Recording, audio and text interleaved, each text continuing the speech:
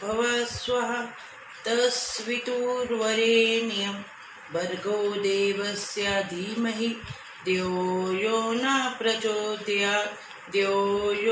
प्रचोदयात्। बच्चों, आज हम कक्षा 10 पाठ 3 ततारा व मीरो कथा पढ़ेंगे। प्रस्तुत पाठ ततारा व मीरो कथा लेखक का परिचय। प्रस्तुत पाठ के लेखक लीलाधर मंडलोई जी हैं। इनका जन्म छिंदवाड़ा जिले के एक छोटे से गांव गुड्डी में 1954 को जन्माष्टमी के दिन में हुआ था। प्रसारण की उच्च शिक्षा के लिए 1987 में के लंदन की ओर से उन्हें सम्मानित किया गया। लीलाधर मंडलोई मूलतः कवि थे। उनकी कविताओं में छत्तीसगढ़ अंचल की बोली की मिठास और वहाँ के जनजीवन का सजीव चित्रण है।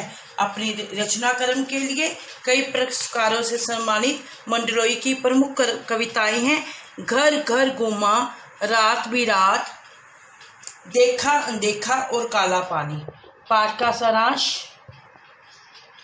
यह पाठ भारतीय द्वीप समूह के एक छोटे से द्वीप की घटना का चित्रण है। उनमें एक ऐसे प्रेमी और प्रेमिका की कहानी है जिन्हें समाज की रूढ़िवादी परंपराओं के समक्ष प्राणों का बलिदान देना पड़ा। जिस समाज में प्रेम का बलिदान मांगा जाता है वह चिरस्मरणीय हो जाता है। यही कारण है कि तत्कालीन समाज के सामने एक उदाहरण बनने वाले इस प्रेमी जोड़े को आज भी सम्मानपूर्वक याद किया जाता है। एक दिन शाम के समय समुद्र के किनारे घूमते हुए ततारा नामक युवक को किसी मधुर गीत का सुरीला स्वर सुनाई देता है। यह उस सुंदर युवती व मीरो की मधुर आवाज थी जो प्राकृतिक सौंदर्य को निहारते हुए मस्त होकर गा रही थी। अचानक पानी की लहरों ने व मीरो को भिगो दिया तो उसने गाना बंद कर दिया। ततारा ने इसे बार बार गीत पूरा करने का अनुरोध किया। यहाँ से उनके मिलन का आरंभ हुआ। वह मीरो घर पहुंचकर भी ततारा को स्मरण करती रही। जैसे जीवन साथी की उसने कल्पना की थी, ततारा उसी प्रकार का उसे लगा। यद्यपि यह जानती थी कि दूसरे गांव के युवक के साथ उसका वैवाहिक संबंध समाज की परंपराओं के विरुद्ध होगा। ततारा के मन में भी वह मीरो की छवि पूरी तरह बस चुकी थी। उनके प्रेम की पींगे ऊंचाई को छूने लगी। धीरे धीरे प्रेम की गंध गांव में फैलने लगी और लोगों की तरफ से उनके मिलन की आपत्ति उठाई जाने लगी। पशु पर्व के उत्सव में वह मीरो अपनी माँ और गांव वालों के सामने फूट फूट कर रोने लगी। माँ ने क्रोधित होकर ततारा का अपमान किया। ततारा ने यह सब सहन नहीं हो रहा था।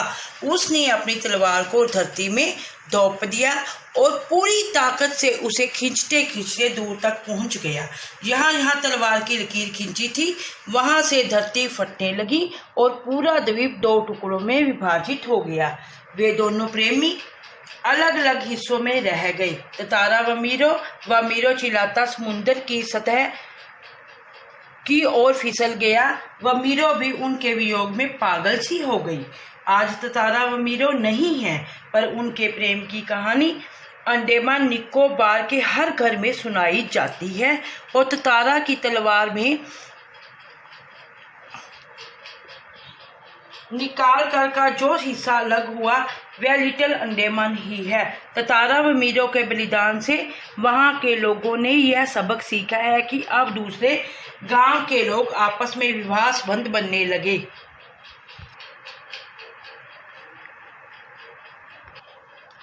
बच्चों, आपको ततारा व मीरो कथा पूर्ण रूप से समझ आ गई होगी। धन्यवाद।